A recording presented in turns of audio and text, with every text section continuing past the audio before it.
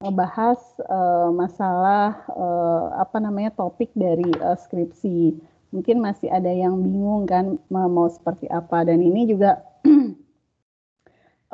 target ya, target fakultas gitu, terutama Pak Brur gitu kan. Jadi sebisa mungkin kita ini lulus tepat waktu ya. Pastinya kalau S1 ini kalau nggak salah ya beban SKS-nya itu 144 ya. 144 sampai 148 itu dengan skripsi lulus dalam waktu 4 tingkat aja 8 semester ya, diharapkan seperti itu gitu kan. Nah makanya kalau misalnya kita melakukan apa menulis gitu kan penelitian itu di semester 8 gitu kan. Nah, artinya kita pasti mundur gitu kan. Ini saya pengalaman saya aja ya gitu. Kebetulan kan saya kalau yang udah pernah diajar sama saya gitu kan udah inilah apa namanya saya suka ngomong itu. Kalau saya jadi dulu itu saya waktu kuliah di UIN biasa aja sih, saya bukan yang berprestasi sekali gitu kan. Nah, hanya saya agak selangkah lebih maju gitu daripada teman-teman saya. Kalau kita waktu itu di paket ya, mungkin sekarang agak berbeda. Kalau dulu saya di paket, jadi di paket itu eh, semester 1 saya cuma boleh ngambil 19 SKS. Semester 2, 20. Semester 3 itu kalau nggak salah cuma 20 SKS juga gitu kan. Nah, sampai dengan semester 7 gitu. Nah, semester 8 itu hanya KKN dan skripsi aja. Nah, cuman kalau teman-teman saya itu, jadi kita waktu itu ada yang namanya PKL ya. Jadi kan ada KKN, ada PKL. Kalau teman-teman saya itu PKL-nya itu di semester 7. Tapi kalau saya praktek kerja lapangannya di semester 5. Makanya pas waktu semester 6 mau ke 7, itu saya udah punya judul gitu. Saya harus bikin apa. Nah, pas di semester 8, nah, saya udah selesai gitu. Masih 4 tahun ya. Jadi semester 8 itu saya udah waktu itu sempat telat sidangnya gitu kan ditutup. Tapi saya udah selesai, udah menyelesaikan skripsi itu. Nah, teman-teman saya ada yang baru mulai. Nah, akhirnya mereka baru lulus setelah semester 9, semester 10 gitu.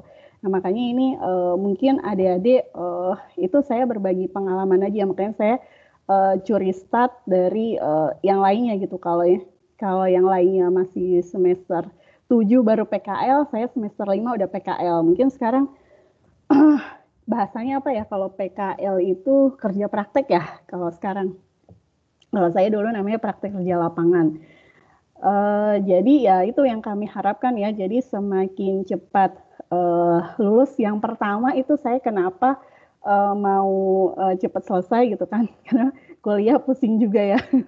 Kuliah tuh banyak tugasnya, pusing apa namanya banyak tugas yang harus dikerjakan. Terus udah gitu mungkin kalau adik-adik ada yang beasiswa full ya. Kebetulan kalau saya waktu itu beasiswanya itu cuman ada di akhir-akhir. Jadi di awal itu saya masih biaya sendiri, cuma masih murah kali pada waktu itu. Nah itu saya nggak mau bayar lagi sama kampus gitu kan. Jadi saya harus lulus semester 8 gitu karena saya nggak mau bayar lagi sama kampus. Karena kalau kita masih kuliah walaupun cuma ngambil skripsi itu kan di semester 9, semester 10 itu setahu saya masih kita harus masih membayar setengahnya ya kalau nggak salah. Nggak tahu sekarang aturannya gimana. Kalau waktu zaman saya masih setengahnya. Saya pikir duit segitu agak lumayan ya gitu. Terus ya saya karena nggak mau bayar lagi, makanya saya cepat-cepat selesai gitu. Cuman kebetulan saya waktu itu pembimbingnya bukan Pak Brur ya. Pak Brur itu dulu pada zaman itu ya. Sekarang juga masih sih luar biasa dosen yang sibuk sekali gitu kan. Wah dulu pokoknya Pak Rizal Brur, Pak Brur saya biasa manggilnya Pak Brur sih. Pak Brur itu aktif sekali gitu. Jadi sulit gitu untuk ditemui. Sedangkan saya mau cepet lulus, jadi biar saya gampang. Kalau zaman dulu itu kan kita harus nggak seperti sekarang ya, teknologi itu canggih sekarang. Kalau sekarang itu kita bisa bimbingan secara online, malah diwajibkan. Kalau dulu itu kita eh, apa namanya paling gunakan email. Kalau dosennya agak sibuk gitu kan, itu jarang terbaca. Makanya kita harus ketemu langsung tatap muka gitu. Dan kebetulan waktu itu yang tatap muka ya, dulu saya pembimbingnya Bu Viva sama Bu Nur Aini, yang mereka berdua itu masih stay di kampus gitu, makanya saya cepat sana. Terus alasan saya cepat lulus juga, kalau saya cepat lulus kan saya cepat nikahnya. Jadi kebetulan saya waktu itu maaf ya Pak, jadi ini jadi kalau saya cepat lulus saya cepat nikahnya gitu, saya bisa nikah muda gitu, itu salah satu tujuan saya. Mungkin kalau yang cewek-cewek juga bisa gitu kali ya, cepat lulus ya cepat nikah. Karena kalau misalnya pada saat, jadi teman-teman saya juga waktu itu banyak yang belum lulus sudah nikah, jadi akhirnya terbengkalai gitu. Makanya saya cepat lulus biar cepat nikah, terus cepat kerja. Nah setelah itu yang saya rasakan ketika kita mau daftar S2, mau daftar S3, itu ternyata ada recordnya gitu. Jadi recordnya adalah eh, ditanya tahun masuk, tahun keluar apa S1. Terus kenapa kalau kita beasiswa ya, kenapa S2-nya sampai dengan 5 tahun, sampai dengan S2, S1-nya sampai dengan 5 tahun, sampai dengan 6 tahun, itu kita harus menjelaskan kalau kita nanti ingin melanjutkan sekolah dengan beasiswa. Itu sih yang saya rasakan. Yang makanya sekarang saya sama Pak Brur ini apa namanya menggugah hati, yuk adik-adik mahasiswa gitu kan biar cepat lulusnya. Jadi caranya gimana? Caranya kita harus, kalau sekarang bukan selangkah lagi mungkin ya, sekarang 2 langkah lagi lebih maju apa pertimbangannya, pemikirannya ketimbang teman-teman yang lain. Terus yang paling penting juga ya, nggak harus selalu pinter atau dengan IPK tertinggi itu yang lulus duluan, enggak sih. Saya itu di kelas nggak termasuk IPK yang tertinggi ya, cuman IPK-nya selalu 3 lebih. Kalau zaman saya dulu tuh IPK 3, itu udah luar biasa. Nah saya itu termasuk dalam kategori itu. Jadi apa namanya nggak perlu nunggu yang lulus duluan, itu bukan selalu yang IPK-nya tertinggi. Teman saya IPK-nya tertinggi gitu kan di antara angkatan ya. Kalau saya dulu kan cuma 3 kelas, kita kenal satu angkatan, di angkatan itu IPK-nya tertinggi tapi dia nggak lulus dalam waktu apa namanya 8 semester ini gitu.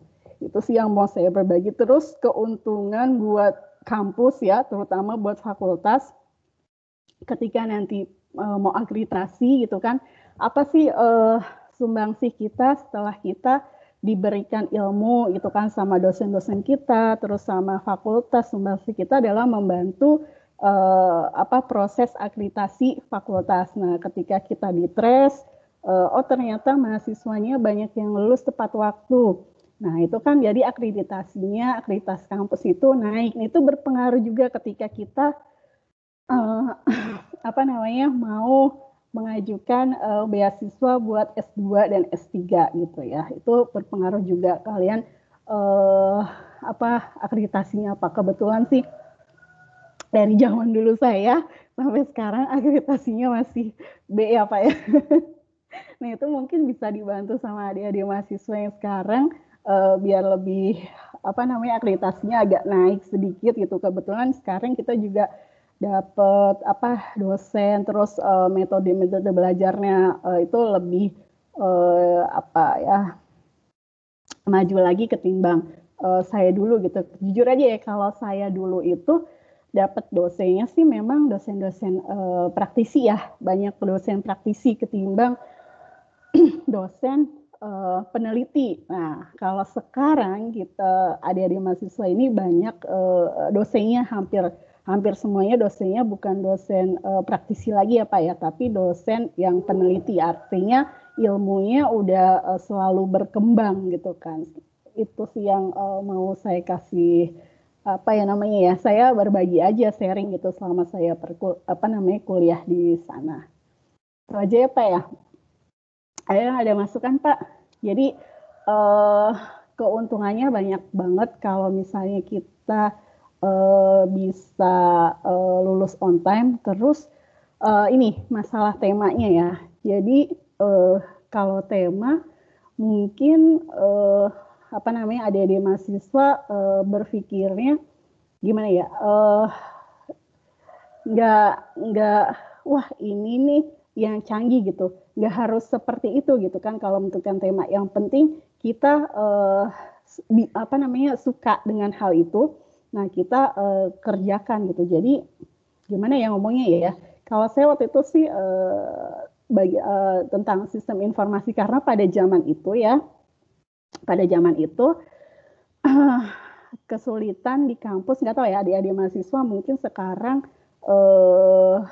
nggak apa namanya nggak ngalami. Kalau saya waktu itu pada zaman itu e-letter ya, e-letter itu belum apa namanya ya, belum banyak gitu, belum booming gitu kan, karena yang lainnya pada kita, saya masih ngisi KRS-nya masih menulis. Kalau sekarang kan udah enggak ya, kita udah, makanya tadi saya bilang teknologi udah canggih. Kalau saya waktu itu kebetulan lagi banyak-banyak tentang dibutuhkan e-letter. Nah, makanya saya masuk di dalam itu.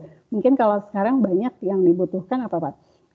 Data mining seperti itu banyak ya, terus IoT banyak lagi dibutuhkan seperti itu. Mungkin bisa dimasukkan ke dalam situ gitu aja sih. Jadi kalau nyari tema ya itu, waktu itu teman-teman saya juga apa ya, terus mereka bilang kok bisa sih dapat idenya itu. Habis itu adalah kesulitan saya gitu kan. Kalau saya datang apa harus datang ke kampus, terus saya harus ngecek berapa apa namanya status saya bikin surat itu bagaimana gitu kan.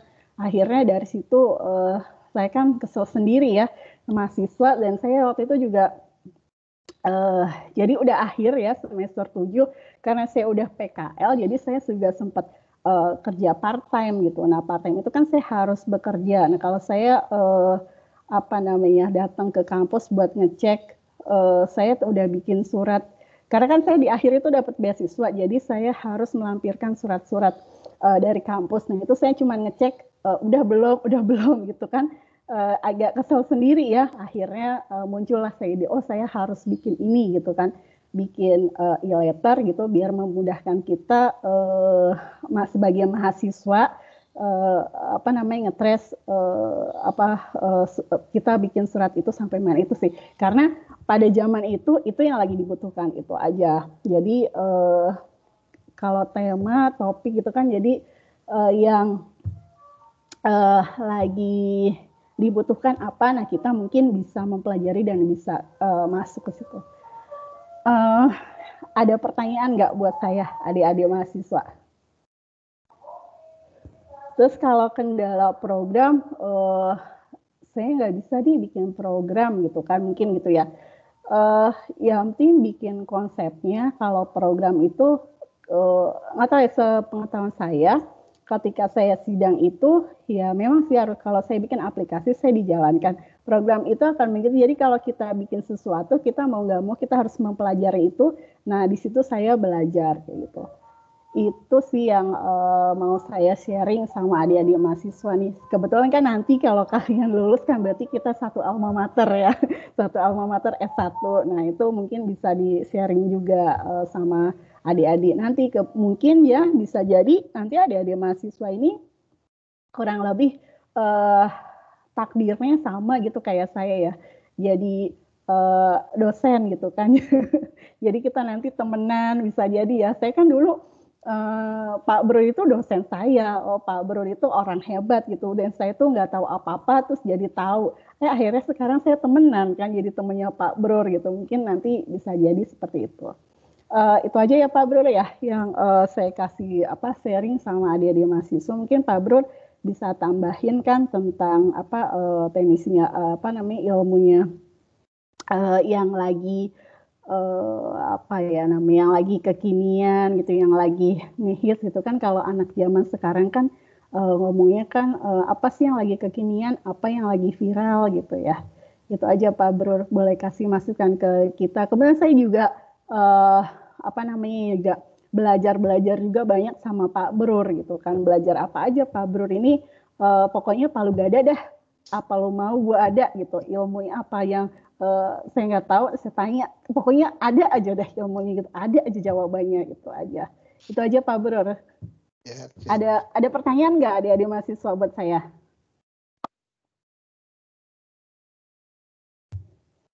Oh nggak ada kayaknya Pak, malu-malu nanti tanyanya di belakang. Oke Pak. Oke.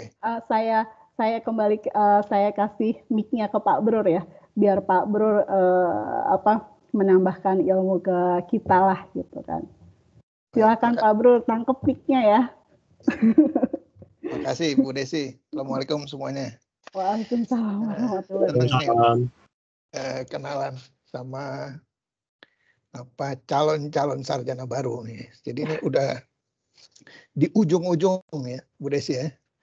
Bu Desi bercerita pengalaman dulu yang nanti akan kurang lebih teman-teman mahasiswa ngalamin juga. Dulu saya juga gitu, nggak tiba mengalami, semua kita akan mengalami hal yang sama. Nah, saya coba share sedikit, ada bahan ya, supaya ada sesuatu yang bisa kita obrolkan gitu. Bentar. Ini saya pakai Meet ini karena mau mencontoh ya. Nanti yang presentasi untuk seminar hasil dan seterusnya ya, yang pakai undangan, kita akan pakai ini karena Meet ini nggak ribet ya. Kita dikasih gratis, dia punya kemampuan banyak hal. Oke, saya cobain kemampuannya dulu ya. Nah, kan udah di layar ya.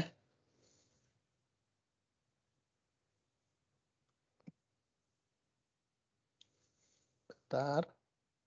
Nah, saya ada agenda today, kelihatannya agenda today-nya.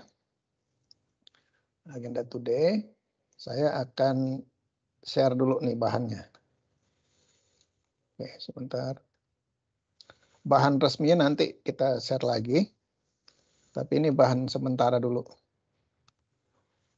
Ini mohon maaf, ini Pak Brur bikinnya tadi malam, jadi dan baru selesai, ini masih anget ya. Jadi masih ada kurang-kurangnya ya, harap dimaklumin aja ya. Ya.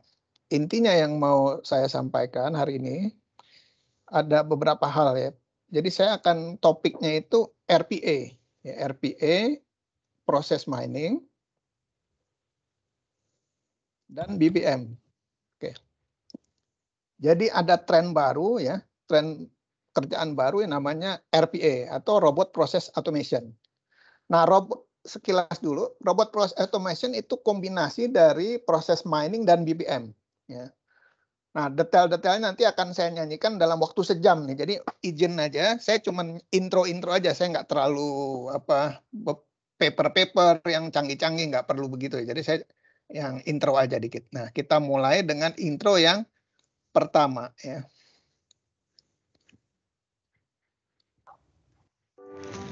Kedengaran suaranya kan? Tantangan global teknologi. Perkembangan dunia teknologi memiliki dampak besar pada sektor pertumbuhan ekonomi negara. Dengaran, Pak. Dampaknya mengarah pada perusahaan baik itu swasta maupun pemerintah. Memasuki pergerakan era kebudayaan digital, berbagai perusahaan membutuhkan solusi untuk menghadapi tantangan yang berfokus pada proses bisnis di masa depan. Dan salah satunya adalah inovasi yang mampu memanfaatkan kecanggihan teknologi yang memudahkan manusia dalam melakukan sesuatu pekerjaan. Perusahaan menginginkan sebuah cara untuk memberlakukan suatu penghematan biaya, meningkatkan kualitas pekerjaan, meminimalisir kesalahan dalam suatu pekerjaan, dan bahkan untuk konsistensi pada kualitas dari produk yang diciptakan. Solusi apa untuk menjawab tantangan tersebut? Lalu, jika setiap pekerjaan yang bersifat repetitif dikerjakan oleh sebuah mesin, apakah manusia akan kehilangan pekerjaan? Jawabannya, tidak.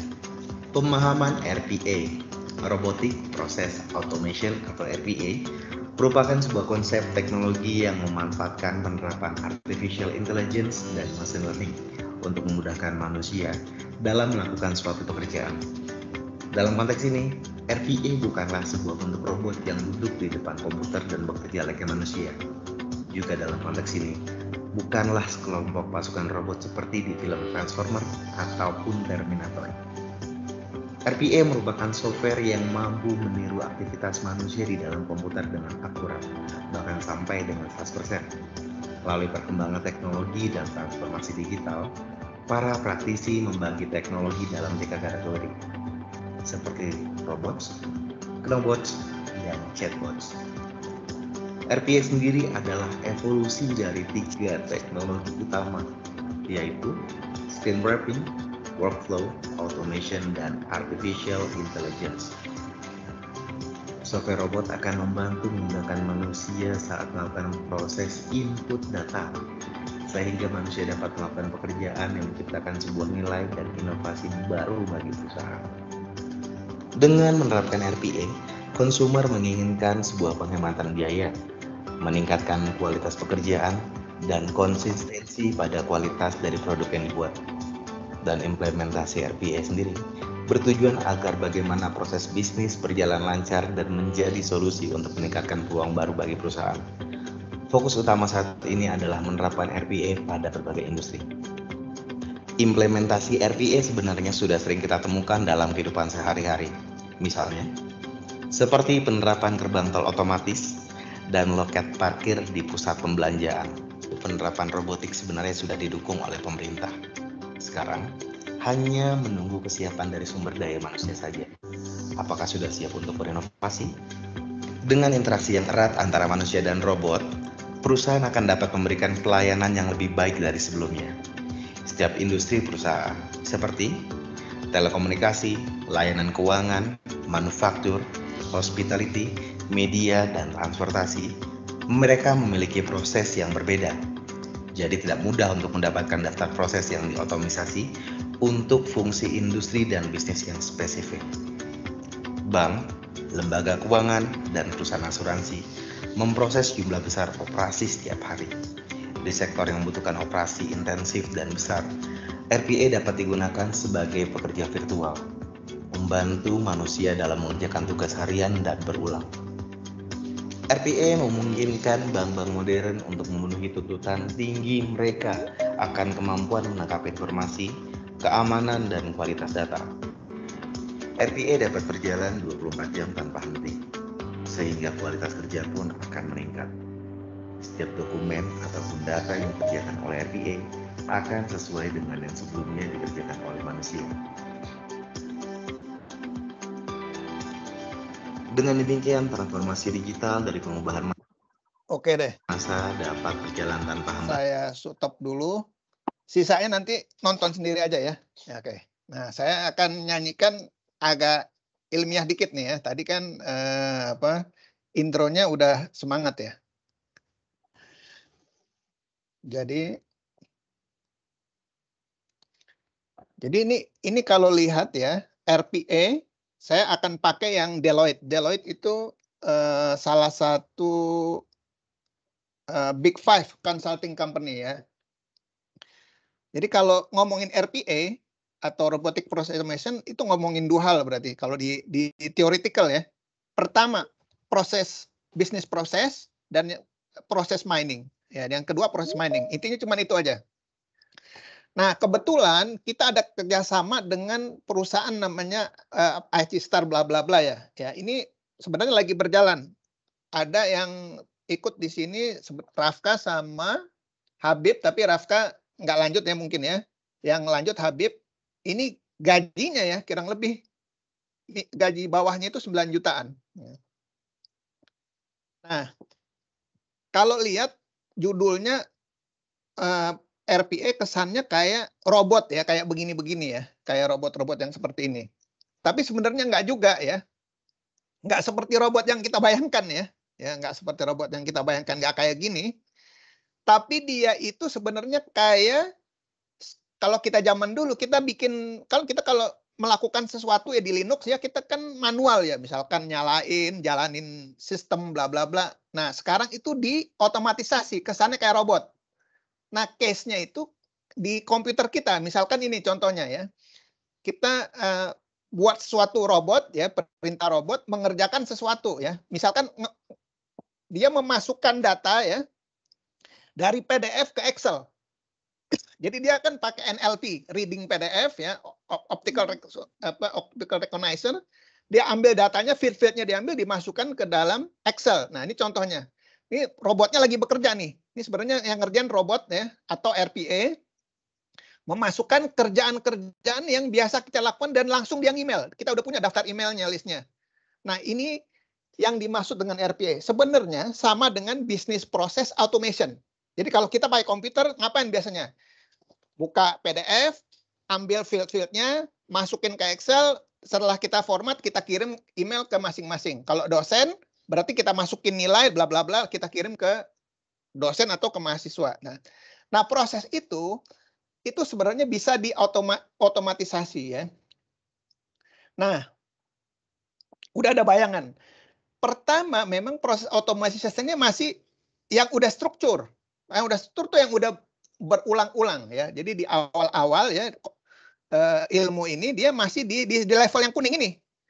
Tapi semakin hari dia semakin canggih, udah banyak AI-nya, udah banyak decision orientation-nya, ya, cognitive automation-nya. Jadi dari data-data yang diambil, data-data yang dihasilkan udah canggih, tanda kutip udah automation. Kemudian data itu juga diolah lagi sama dia. Sehingga keluar machine learning model dan segala macam. Oke.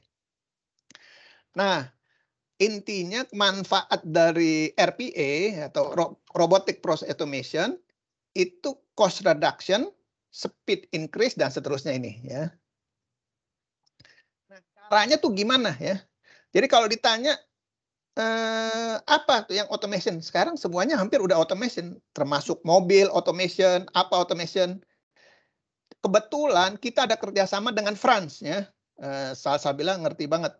Nah, yang Burgundy University itu adalah robotik, ya, robotik lab, bla bla bla bla bla bla ya. Nah, kita bisa kontribusinya apa? Tim saya itu nanti kontribusinya di sini ya, di proses automation ini. Jadi nanti dari robotik yang tanda kutip armnya dan segala macamnya itu nanti dikerjakan oleh Prancis, tapi kita kontribusinya di sisi proses automation, bisnis prosesnya gitu. Nah, kalau Anda lihat semakin hari proses automation itu semakin bertambah jumlahnya. Jadi kalau kita lihat konsultasinya semakin bertambah, kemudian kerjaannya juga semakin bertambah. Nah, saya mau membumi sedikit. Apa sih itu RPA? Kayaknya di langit yang ketujuh gitu ya. Nah, saya ambil dari si IBM Cloud ya. Jadi yang udah masuk ke dunia RPA ini banyak ya perusahaan ya. Mau dari apa? SAP, dari rombongan RPA sendiri ya, termasuk UiPath dan seterusnya, termasuk IBM udah main ke sana ya. Nah, IBM nih kalau lihat yang IBM Cloud bla bla bla ini ya, dia kasih bayangan, ini kalau ada kerjaan yang repeatable 10 kali, masukin data ya, sering kan kalau kita kerjaan di UIN gitu ya, masukin Excel ya, dosen-dosen suruh masuk Excel, ini segala macam, terus ngemail ke sesuatu. Ini kalau asal ada SOP-nya, ada logic yang jelasnya ya, kita buat bisa automation ya. Nanti gimana caranya saya akan jelasin. Nah, sekilas lintas automation tools-nya itu OCR ya. Terus data manipulation, data mapping, ngeprint, AI machine learning, kemudian low code. Low code artinya apa? Kita nggak programming biasa. Jadi kalau waktu si Habibie nanya, Pak, saya kemampuan programmingnya buat proses mining rendah. Nggak ada masalah, Bib. Kita bisa pakai drag and drop ini. Ya, jadi nggak perlu code yang klasik. Nah, kemudian concurrency-nya bisa tinggi. Nanti saya jelaskan cara supaya concurrency-nya tinggi. Kita taruh di VM, kita taruh di cloud. Nah, kemudian dia ini SaaS ya. Jadi service sebagai cloud service ya. Itu yang paling tinggi di level application as service. Jadi yang paling tinggi ya. Nah, kemudian kita juga ngerjakannya itu secara kolaboratif kalau nanti kita pakai cloud.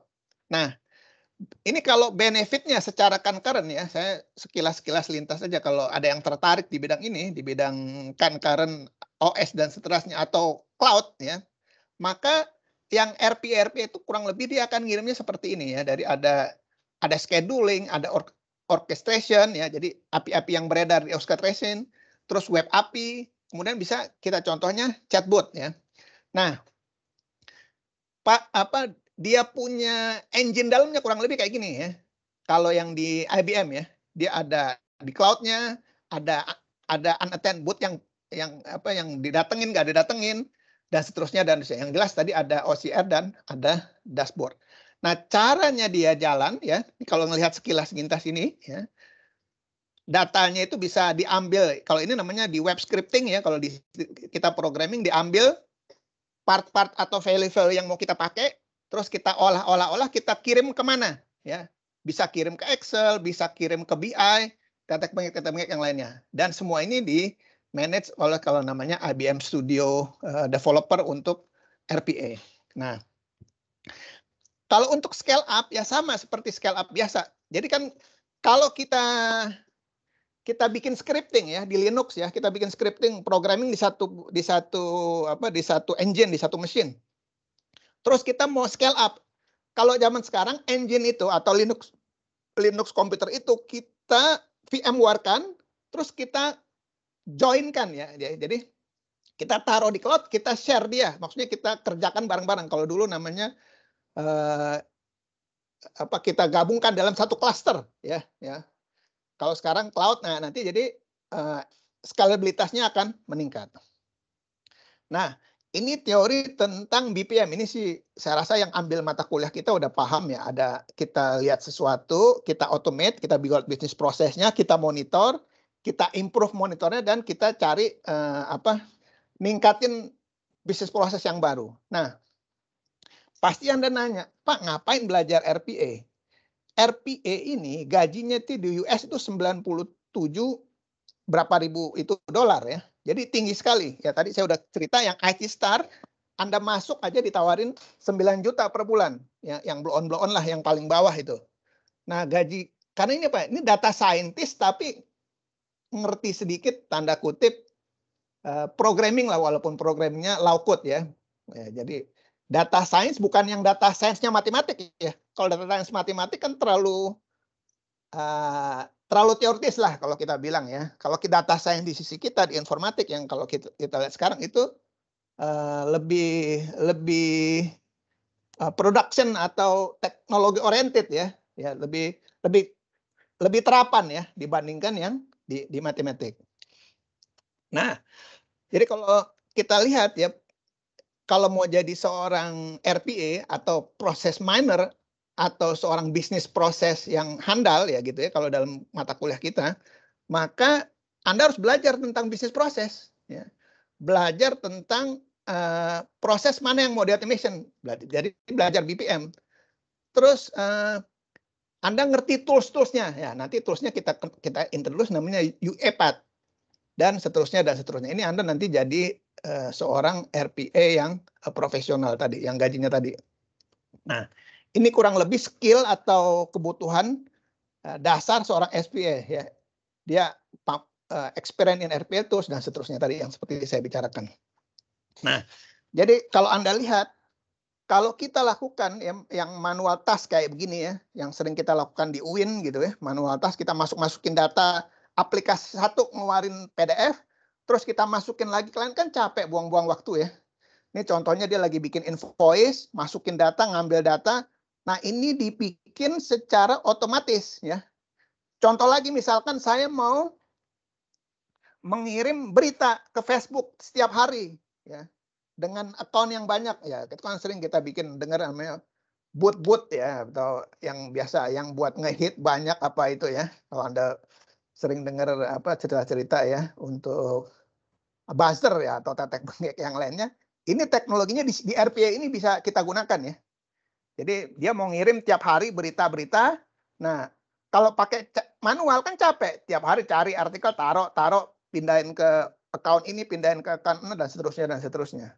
Nah, itu kerjaan yang capek, buang-buang uang, maka kita suruh komputer ngerjainnya atau bot atau robot ya, untuk mengerjakan repeatable pekerjaan yang berulang-ulang tadi ya. Kita mikirin yang canggih-canggih aja. Nah, ini akan mendapatkan keuntungan waktu kerja kita jadi kurang, berarti pengeluaran gaji juga akan rendah. Nah, toolsnya tadi kayak sama ya. Kita generate something, kita lihat manualnya, terus kita otomatisasi. Oke. Nah, saya nggak banyak-banyak. Nah, contohnya gini. Tadi kan saya kasih lihat ada PDF yang diambil field-fieldnya nih. Ada field-fieldnya ya. Yang tanda bundar-bundar itu. Kita ambil field, masukin ke Excel. Jadi PDF OCR ambil, masukin ke Excel. Nah, kerjaan itu bisa dilakukan pakai tools ini. Secara sederhana logikanya, kita lakukan dulu manual, nanti toolsnya kita, ya, yang si UEPAD itu merekam. Oh, si Anu ngelakuin ini, direkam sama dia. Nih, jadi komputer ini saya kasih rekam, tapi rekaman itu bukan rekaman video, gambar, tapi rekaman langkah atau bisnis proses. Nih, misalkan kita bikin directory, taruh directory, ngambil PDF, PDF-nya diambilin parameter apa, dikirim. Nah, ini kita ambil di tools UEPAD-nya tadi, ya. Terus kita nyuruh dia masukin ke Excel, ya. Kita nyoba 1, 2, variabelnya apa, masukin. Nah, nanti kalau udah jalan, kita tinggal runningin tuh RPA tadi. Nah, RPA-nya nanti bisa jalan. Manfaatnya dia less error, sedikit error, high conformity, dan precision-nya juga tinggi. Jadi apa? Semuanya akan melakukan hal yang sama. Ya. Kalau manusia kan dia bisa si Anung ngerjain beda, hasilnya kecapek, lelahan, ngambil datanya, hilang, dan seterusnya. Nah, intinya kalau kerjaan yang repetitif, ya, kemudian mau diturunkan cost-nya, jadi kita mau pegawai kita yang masukin data, anggaplah yang di TU-nya UIN, kita mau reduce kerjaannya supaya kita mau bikin otomatis, kita bisa pakai RPA ini. Dan kita nggak perlu paham code kayak begini ya. Walaupun saya hebat sama saya doyan beginian, tapi nggak perlu paham. Tinggal karena ini narik-narik gambar doang. Ingat BPM kan kita cuma narik-narik gambar, code langsung generate. Oke. Nah, ini contoh gaji RPA developer. Ini saya ambil baru tadi ya di Amerika ya. Nanti Indonesia akan menyusul karena ini masih barang-barang baru. Nah, kurang lebih skill-nya yang requirement-nya itu yang dibutuhkan seorang RPA itu dia ada programming skill sedikit, ada ngerti screen scraping, API integration, dan seterusnya, tek bengek gitu ya. Nah, oke. Nah, sekilas selintas ya. Kalau zaman dulu cara kita ngatasin programming ya, maka ini ada bisnis proses, ini ada apa namanya tools kita nih, SAS, ERP, ini bahasa-bahasa serem begitu. Maka di sini ada orang teknikal dan kombinasi sama orang-orang yang manual di sini ya. Nih di sini. Jadi ini kelemahan ini akan dihindari, diganti dengan robot sebagian. Jadi ini human yang pinter menggantikan perintah berulang-ulang pakai robot. Jadi Anda lihat data yang mau disubmit ya, sebagian nanti akan dipakai robot aja melakukan hal-hal berulang ya, seperti pekerjaan TU yang berulang-ulang, yang pokoknya yang pekerjaan nggak canggih-canggih, yang repeatable kita lakukan pakai RPA aja. Nah, ini contoh juga gaji konsultan di New York ya, yang ngerti proses mining dan seterusnya. Lumayan gajinya ya, ini termasuk tinggi level-level data science. Nah, perusahaan-perusahaan apa yang butuh? Memang ini kebanyakan masih perusahaan luar negeri, tapi kan mereka ada cabang di Indonesia. Ya, Celenoise itu bosnya dari proses mining, Wells Fargo itu perusahaan keuangan, Deloitte itu konsultan, dan seterusnya. Itu United Nations, UNDP, nah itu butuh semua proses mining. Mungkin untuk sementara gitu dulu sebelum saya ke demo. Ada pertanyaan nggak? Protes, lu kesah, atau nggak jelas ini? Terlalu nggak jelas atau gimana? Jelas, Oke. Saya coba kasih sampel ya. Jadi sampel contoh kerjaan yang dipakai oleh RPA ya. Coba ya. Nah, lihat ya di layar ya. Nah, saya ambil ini aja. Contohnya banyak ya, tapi saya udah sharing ke teman-teman nih mahasiswa. Saya ambil satu aja yang dari versi Indonesia aja ya. Yang ini. UiPath pemula ya. Ya nanti kalau Anda tertarik, nanti kita bisa ngobrol-ngobrol. Kalau udah ngerti bisnis proses sama proses mining, UiPath ini kita ngerjainnya ya, paham ini cuma setengah jam udah langsung paham kita. Karena konsepnya kita udah punya. Tapi kalau belum punya, Anda akan bingung sendiri atau belajar cuma klik-klik nanti. Oke, saya coba ke sana dulu. Kita dengerin dulu ya. Bentar. Get a real-time bird's eye view of your projects. Create project. Ya, oke, kembali lagi bersama saya. Jadi kali ini kita akan belajar hal yang unik ya. Kita akan belajar tentang yang namanya RPA ya, atau Robotic Process Automation ya. Oke, kita simak videonya dan kita lihat betapa menariknya video ini ya.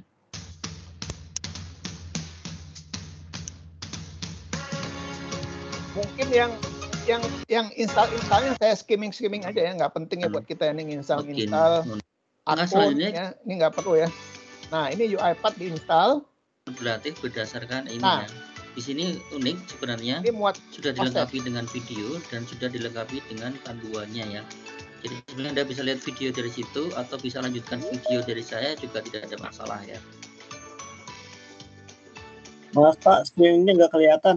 Ini yang akan kita pelajari adalah seperti ini ya. Jadi yang pertama adalah kita akan menggunakan yang namanya activity. Screen nggak kelihatan? Jadi dalam sebuah sekuen, Halo, screen-nya pada kelihatan nggak nih? Di saya kelihatan, Pak. Oh, kelihatan, Pak. Berarti kelihatan. Itu tergantung dosanya dan ininya nih. Tergantung sama perbuatan hari Jumat ya. Sudah sedekah belum? Nah, itu dia pakai HP mungkin. Oh ya. Coba diganti lagi. Oh, si Rehan ganti lagi nih. Oke, saya lanjut ya. Sebuah sekuen atau sebuah aliran flow. Dalam sebuah aliran workflow-nya, di situ ada terdiri atas activity ya. Ya, activity pertama karena kita akan belajar yang sederhana adalah kita yang pertama adalah membuka web browser. Tidak hanya membuka web browser, tapi action-nya adalah mengambil teks ya, mengambil teks dari sebuah halaman web. Kita lakukan scraping, informasinya diambil. Kemudian, nah selanjutnya adalah kita membuka notepad. Dan variabel ini nanti akan di folder tertentu yang memang terkait dengan project UiPath Anda ya. Jadi open main workflow ya. Jadi tampilannya kurang lebih seperti ini ya. URL path-nya. Kemudian ini saya sekilas lintas saya karena saya udah sering nonton ya. Jadi dia ngambil dari web Tokopedia, dia ambil, misalkan dia ambil terus kalau udah cocok harganya oke, dia ngirim ke klien ya gitu ya, misalkan gitu. Nah ini kayak gini-gini itu bisa dilakukan oleh tools RPA ini. Di bagian aja. Nah jadi kalau gambaran activity-nya nanti kalau lebih activity-nya ya. Nah dia menu-menunya ini seperti Visual Basic sebenarnya. Ya saya sekilas aja Visual Basic. Ada sequence-nya apa, langkahnya apa. Kalau kita gambarnya seperti bisnis proses, nanti saya jelasin ya. Kayak gimananya. Nah, itu semuanya itu kita pilih gitu ya. Kita pakai apa gitu. Nah, nanti dia akan generate robotnya ya, tanda kutip. Ini dia buat dulu. Saya skimming aja, nanti Anda bisa nonton lebihnya. Nah, ini di running. Kemudian di running F5 kayak run biasa. Nah, dia jalan. Baru kita simpan dan kemudian kita run menggunakan F5 ya. Oke, kita run di sini dan nanti akan muncul seperti ini ya. Jadi dia akan membuka browser, kemudian di sini dia akan menuliskan seolah ke notepad ya, dan otomatis. Ini berjalan secara otomatis ya. Jadi ini kurang lebih aplikasi UiPath-nya bekerja secara otomatis ya. Nah oke, jadi demikian kita sudah belajar bagaimana menggunakan UiPath ya. Jadi ternyata sangat mudah sekali ya, dan Anda mungkin. Nah, kurang lebih itulah yang demo sederhana ya, yang nggak rumit-rumit ya, tentang UiPath, salah satu tools yang dipakai untuk RPA. Gitu. Ada pertanyaan nggak? Protes, keluh kesah? Mungkin untuk sementara saya balikan ke Bu Desi dulu. Silakan Bu Desi. Ya Pak, menarik banget ya. Nah ini kan apa namanya teknologi yang saat ini gitu kan, yang canggih. Mungkin bisa kalian masukin ke sini kan, apa tadi kebutuhan di kampus gitu kan. Nah, bisa tuh dimasukin sini. Kalau kita kan biasanya orang kampus tuh ribet sama administrasi. Nah, bisa salah satu masukin. Nah, yang tadi saya bilang waktu awal itu kan saya waktu dulu ya, waktu zaman S1 saya ribet dengan administrasi masalah surat. Akhirnya saya ajukan lah tuh apa seperti itu. Cuman syaratnya waktu itu tapi harus diimplementasikan ya di sini. Nah, ya udah itu. Kalau diimplementasikan dia mau kasih, tapi kalau cuman bikin uang nggak mau kasih. Nah, akhirnya diimplementasikan. Itu mungkin adik-adik mahasiswa udah kebuka kan. Maksudnya kalau udah ada yang punya tema, nah bisa dilanjut. Kalau yang belum, nah udah kelihatan nih kan celah-celahnya di mana, jadi bisa dimasukin. Bagus banget ya Pak. Kalau yang ini juga menarik buat apa namanya target pemerintahan kita ya. Kita kan katanya masuk industri 4.0 ya, yang semuanya katanya hal-hal yang kalau bahasa Golik itu hal-hal yang receh gitu kan, hal-hal yang itu dikerjakan jangan sama manusia lagi gitu, tapi manusianya yang memproses mengelola itu. Nah, jadi pekerjaan yang receh itu dikerjakan oleh ya istilahnya kayak robot lah gitu ya, seperti itu. Mungkin adik-adik mahasiswa ada pertanyaan nih, apa Pak kayaknya canggih banget nih temanya gitu kan, mau tanya apa gitu.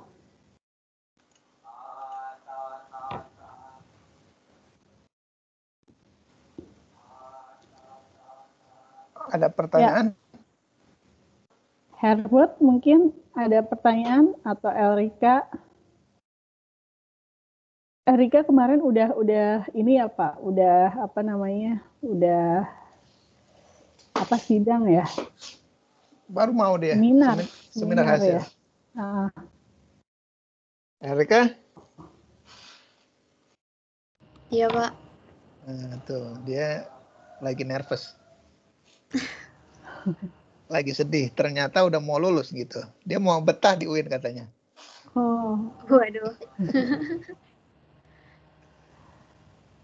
Gak ada yang nanya, Pak.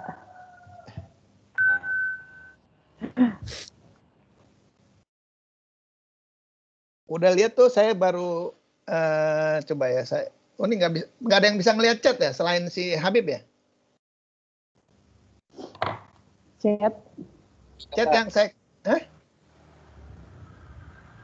nggak bisa ngelihat chat yang lain-lain ya selain Habib ya? Habib nggak bisa Pak, nggak bisa. Iya Bang, nggak bisa. Oh iya, sorry. Nggak ada chat. Cuman Habib doang yang bisa. Habib jadi spesial, Habib. Ya. Jadi kalau di chat, oke, saya ambil layar aja deh. Saya ambil layar. Paham saya, pada nggak bisa lihat. Kecuali Habib nih. Nah, lihat di layar.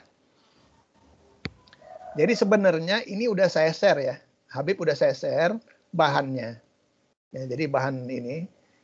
Jadi kalau Anda lihat itu topik skripsi yang lagi saya tertarik ya. Jadi pertama yang RPA atau proses mining yang e-commerce bioindustry. Ini lagi tren. Bioindustry apa? Jadi kita bikin jualan, tanda kutip ya, e-commerce, tapi yang bioindustry. Bioindustry punya aturan main yang sangat ketat ya. Kayak PCR, kayak vaksin, itu kan ketat. Nggak boleh waktunya, nggak boleh lama. Beda sama consumer good. Consumer good tuh kayak kita Indomie, apa segala macam, ngasih siapa aja, terus berapa aja kita kasih boleh, dan seterusnya. Kalau yang bioindustry kayak vaksin, PCR itu nggak boleh. Ya barang-barang kayak begini kalau bisa gampang dipalsukan, kemudian terbatas jumlahnya, kemudian nggak boleh lama-lama, dan seterusnya. Nah ini e-commerce kayak begini, ini belum ada yang neliti. Terutama di UIN ya. Ya mereka belum nyampe ke situ, biasanya e-commerce dagang biasa aja. Ya. Itu yang pertama. Kedua, yang di bidang software testing. Si Rafka udah masuk. Si Rafka juga punya account di sini. Nah, software testing Selenium, RPA. Jadi gimana membandingkan software testing yang biasa, ya software testing yang code klasik ya, pakai Selenium. Yang belajar software testing pasti pernah kita diskusi tentang Selenium. dibandingkan dengan RPA. Dan software testing RPA. Nah, ada juga sebenarnya, ini jangan salah ya, aplikasi RPA ini nggak butuh coding, Anda bisa taruh di Android. Jadi nggak perlu belajar, nggak golang tetek bengeknya, itu Anda nggak perlu belajar lagi.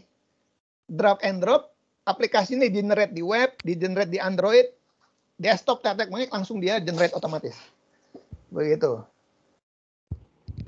Nah, referensinya ada tuh, ditanya sama si siapa, Rafka sama apa aja. Nah, yang lagi Pak Brur ini kan sekarang jadi ambassador-nya, jadi yang pengurus Microsoft untuk Win Jakarta. Ya, jadi kita bisa akses ini gratis ya.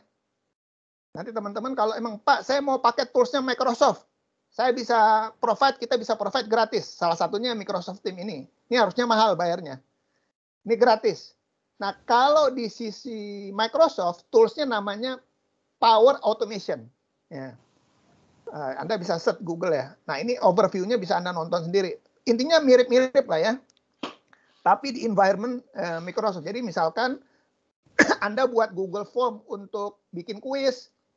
Kemudian kuisnya setelah selesai dia ngemail ke siapa-siapa. Terus setelah itu dia taruh di web dan seterusnya. Otomatis semua dikerjakan oleh mesin. Itu kita toolsnya kita pakai Microsoft Power Automation. Gitu. Mudah-mudahan ini bisa jadi apa ya, jalan kita ya untuk ilmunya lebih kepake dan update. Mungkin gitu dulu Bu Desi untuk sementara. Iya Pak. Pak, yang tadi itu link-linknya itu dapat di mana ya Pak ya? Habib, Beb. Saya belum ada Pak. Iya, Habibie atau si enggak. Jadi ini gini. Ini saya ngomongin Habib ada situ. Adik-adik mahasiswa yang lain mau tahu Pak. Beb, Habib dapatkan link itu kan? Dapat Pak kalau di chat meeting ini, kalau di desktop. Iya, coba lihat, ambil layarnya. Ini mereka nggak lihat karena saya belum tambahin. Jadi syaratnya ini dalam grup saya dulu. Beb, kasih lihat dulu di layar, Beb. Nanti linknya saya kasih juga ke grup kita, ke grup apa namanya mata kuliah kita.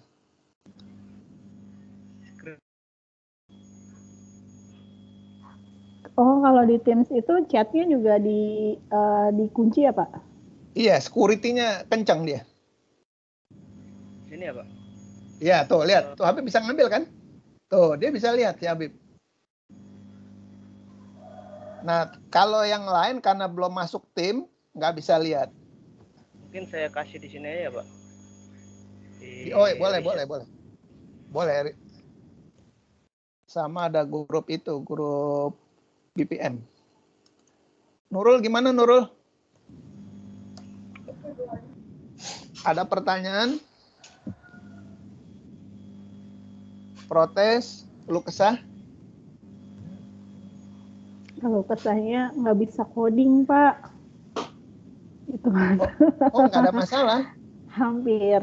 Kayaknya sih hampir rata-rata mungkin itu kali ya Pak ya. Nggak bisa coding. Jadi kalau yang ini nggak perlu coding.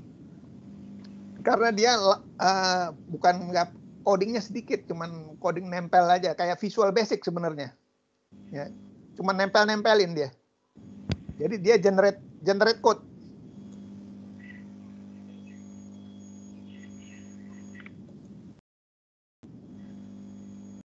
Ada lagi pertanyaan lain? Tanya Pak, boleh Pak? Boleh. Jadi rebutan tanyanya. Oke. Tadi kan yang automate ya. Itu beda nggak sih sama apa? Yang BPM zaman dulu kayak apa? Pega atau ADF Fusion gitu kan drag and drop juga tuh. Oke. Terus yang kedua itu bisa buat aplikasi skala besar nggak atau cuma aplikasi pembantu aja kayak gitu sih. Terima kasih. Oke, good question, hebat. Jadi pertama yang hebat ngomongin itu ADF ya, dan di Microsoft juga ada, saya lupa namanya. ADF itu dari JSF-nya si Java, J2EE. Saya dulu ngajarin gituan. Jadi kalau orang mau belajar program zaman dulu J2EE programming, sebagian logiknya di-generate sama bisnis proses. Ya, pakai ADF tadi, pakai si Oracle bla bla bla gitu ya. Nah, itu zaman dulu, but zaman dulu kenapa? Belum ada cloud. Jadi kalau kita bikin aplikasi kecil, terus taruh jadi gede itu belum ada zaman dulu. Kalau gede ya gede aja. Ya kalau mau bikin aplikasi gede ya harus gede. Nah kalau sekarang setelah cloud-nya udah relatif mature, aplikasi kecil kita bikin jadi banyak aplikasi-aplikasi, taruh di cloud, kita kasih VMware, dia jadi gede. Scalable-nya tinggi. Nah, dia bisa melakukan hal yang tadi besar. Jadi kalau ditanya, apakah dia bisa enterprise? Jawabannya iya. Tapi kita ngelolanya code yang kecil tadi, yang tadi di satu PC tadi, ya, kita taruh dalam VM, virtual machine. Habis itu virtual machine-nya kita copy, kita jalankan bareng-bareng, ya ada aturannya, ini nggak sederhana itu ya. Kita kasih namanya DevOps gitu, baru kita taruh ke dalam cloud, dia jadi enterprise. Gitu, Bud. Mudah-mudahan jawab. Oke, siap. Terima kasih, Pak. Yeah. Nah, sebenarnya di setiap lini itu ada penelitiannya. Pertama, penelitian gimana aplikasi ini bisa jalan. Kok bisa kita narik-narik itu jadi code. Itu penelitian di segi kita. Gimana cara buat ini aplikasi? Itu ilmu kita. Ya. Itu ya tadi pakai proses mining, di baliknya ada algoritma proses mining. Kemudian ada algoritma BPM, dia modelkan, kemudian dia generate. Dia generate jadi if then else JSON atau REST API kan gitu kan. Dia generate, habis itu dia tempelkan. Kayak gitu-gitu nanti ke BPL dan seterusnya. Itu teknologi di belakang layar, teknologi kita. Nah, kita bisa pakai aplikasi ini, terus kita pakai as if is. Jadi kita pakai, terus kita bedah sedikit code-nya di dalam-dalam bisa, atau kita benar-benar mau belajar tentang application generator. Ya, itu juga bisa. Tergantung Anda punya ketertarikan bidang apa juga. Nah, itu yang pertama. Yang kedua, di bidang machine learning-nya. Nah, saya udah bilang sama Rehan, kalau machine learning cuma ngukur-ngukur, ada mahasiswa bisa lulus atau enggak, kemudian prediksi lulus, itu zaman jebot itu machine learning-nya. Ya, udah nggak kepake itu. Kamu bukan nggak kepake, maksudnya semua orang udah bisa itu. Nah, kita machine learning-nya yang proses mining. Atau machine learning yang ke hal-hal yang unik, ke software, misalkan ke hal-hal yang unik yang jarang orang main. Nah, itu kita masih ada lahan. Tapi kalau kita machine learning biasa, kita bersaing sama orang matematik, sama orang macam-macam lah itu. Data science kan yang masuk sekarang segala ilmu. Ya, kalau kita nggak punya spesifikasi tertentu, ya kita mental aja juga. Gitu. Ada lagi? Protes, keluh kesah? Iya Pak, tadi ada yang mau nanya Pak. Rafka, Ini penasaran aja sih Pak, mungkin technical ya. Saya bingung untuk analyze, tadi ada pembanding antara RPA sama Selenium kan ya Pak? Kalau di breakdown, kira-kira sampai tahap analyze dan kita dapat hasil itu kira-kira tahapnya kayak gimana ya Pak? Oke, good question. Kalau yang kita pahami dulu, Selenium itu software testing yang kita code manual. Ya, kita pahami ya. Kita maksudnya code manual, kita code biasa, kita nggak pakai gambar code-nya, kita code biasa gitu ya. Kemungkinan salahnya tinggi dan seterusnya ya. Kalau yang RPA berarti kan kita bisa kasih perintah untuk bikin testing juga kan? Kita bisa perintah dia supaya ngetes juga. Variabel ini kamu tes, kamu cekin, bandingin ini kan bisa kan? Kebayang nggak? Iya, Jadi Pak. RPA, tools yang biasanya buat bisnis proses, tanda kutip umum, kita paksakan atau kita spesifikasikan untuk bisnis, untuk testing. Bisa kan? Variabel ini kita ambil misalkan kalau variabel ya si John Travolta gitu ya. Saya senangnya John Travolta. Variabel jamnya kita cobakan, kita ambil, jebret. Misalkan dia variabelnya kita cobakan di Excel, ambil, cocokin. Kalau cocok, skenario 1 jalan, skenario 2 jalan, skenario 3 dan seterusnya. Artinya kita bikin Selenium versi RPA. Itu yang satu. Ya. Yang kedua, kita juga bisa banding-bandingkan ya aplikasi yang jalan biasa, yang di coding biasa dengan aplikasi yang jalan dengan RPA, di-generate sama RPA. Kita bandingkan software testingnya juga bisa. Secara umum, yang lebih ini, yang kita manual atau yang biasa, kita coding biasa, akan lebih banyak errornya, defect-nya dibandingkan yang di-generate. Karena kalau yang error yang manusia kan capek, terus logiknya salah. Kalau ini mesin kan cuma gambar-gambar generate. Nah, tapi itu kita bisa bandingkan, kita bisa analisa itu. Itu topik yang kedua. Topik yang ketiga, kita bisa kawinkan keduanya. Ya. Kawinkan keduanya.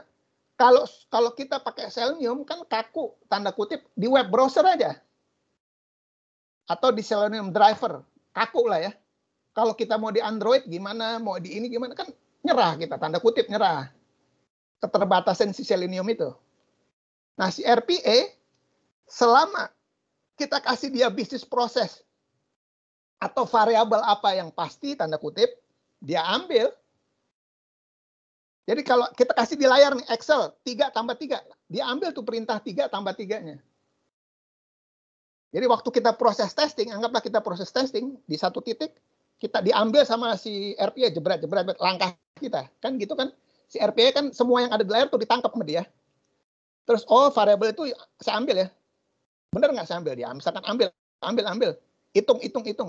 Nah, itu bisa kita lakukan proses RPA untuk software testing.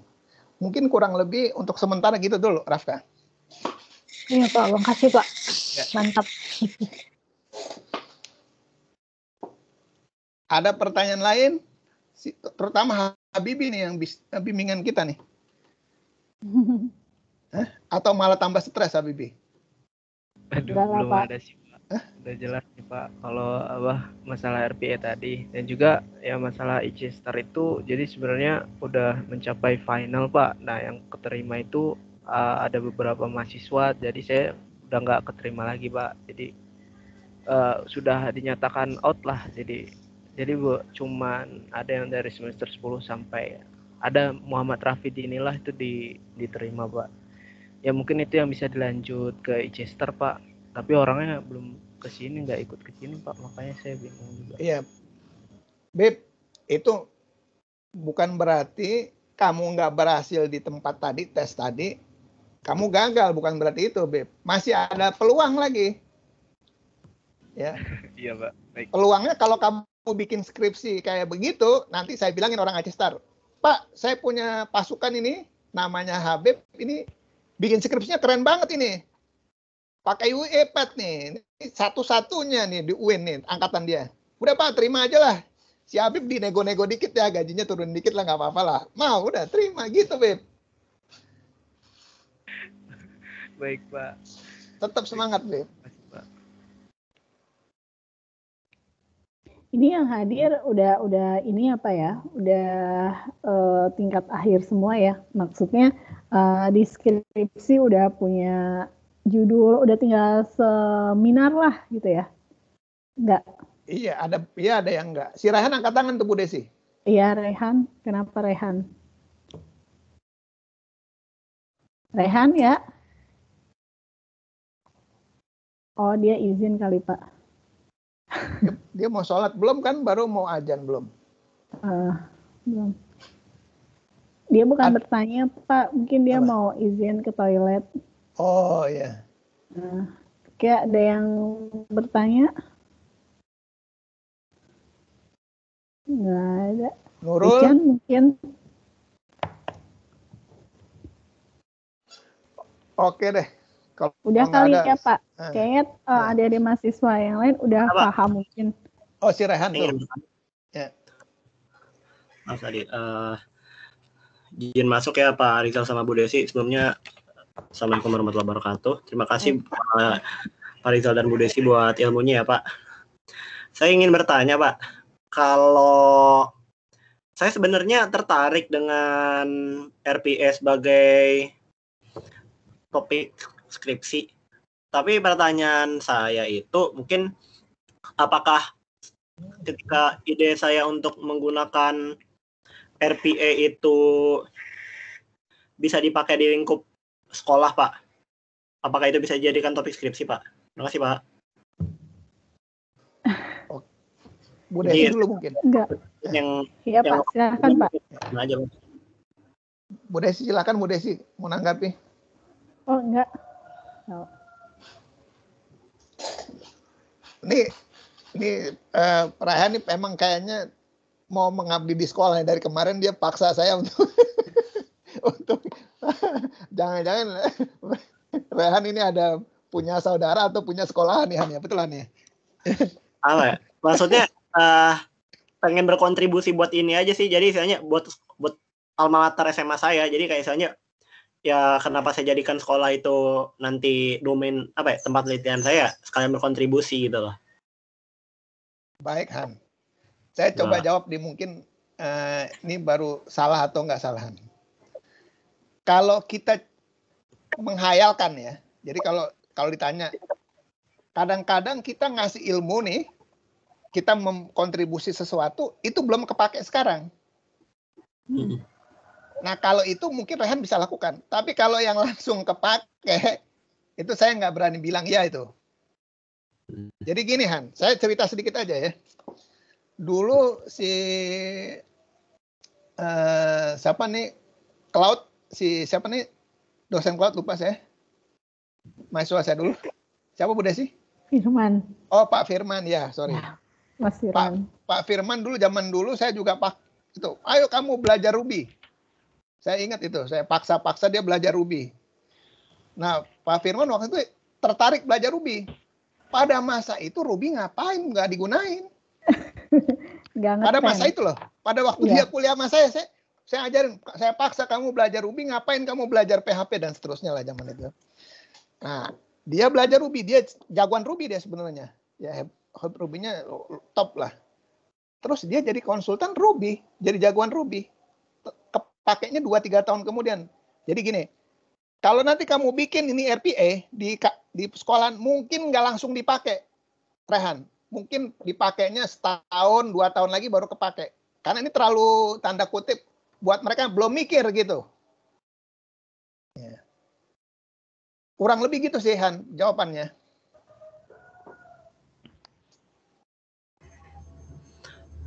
Baik, Pak.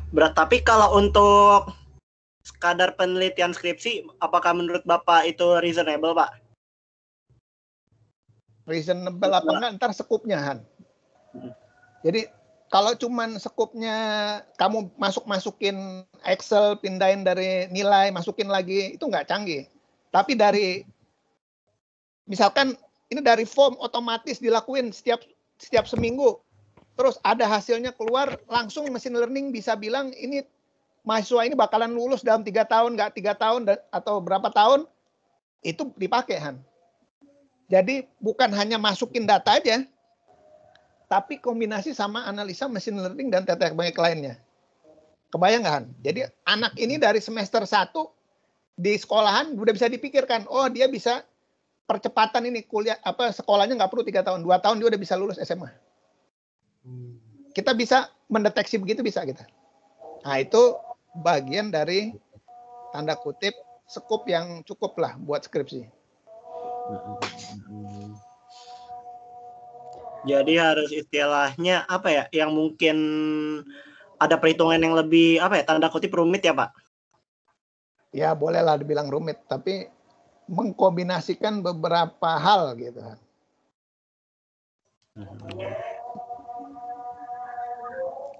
Sudah terjawab, Pak. Berarti nanti ya mungkin saya, karena kan waktu itu kan saya sempat ngobrol sama Bapak tuh, saya pengen coba implementasi kayak perbandingan algoritma klasifikasi gitu. Tapi mungkin kalau menurut Bapak mungkin terlalu bahasanya receh ya, Pak. Mungkin saya kalau RPA tertarik, tapi masih jam terbangnya kurang, Pak. Dan bukan jam terbangnya kurang sih, tapi apa saja yang harus knowledge yang harus saya punya apa aja, Pak? Kalau oke. Dasar. Kalau jam terbang itu mengikuti Raihan nanti. Jadi begitu kita kalau bahasanya kalau kita kepo, kita kan pengen tahu nih semuanya. Nah, itu nanti akan mengikuti gitu.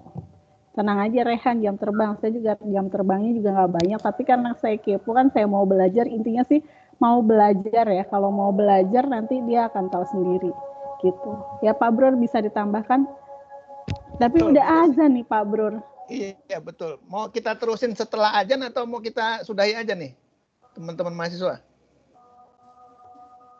Si Habib atau si Hebat gimana, mau lanjut kita ngobrol-ngobrol atau selesai?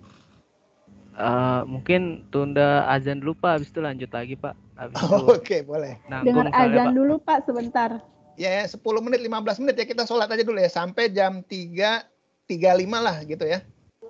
Minum-minum dulu ya. Oke ya, 3.35 ya. Kita break 15 menit.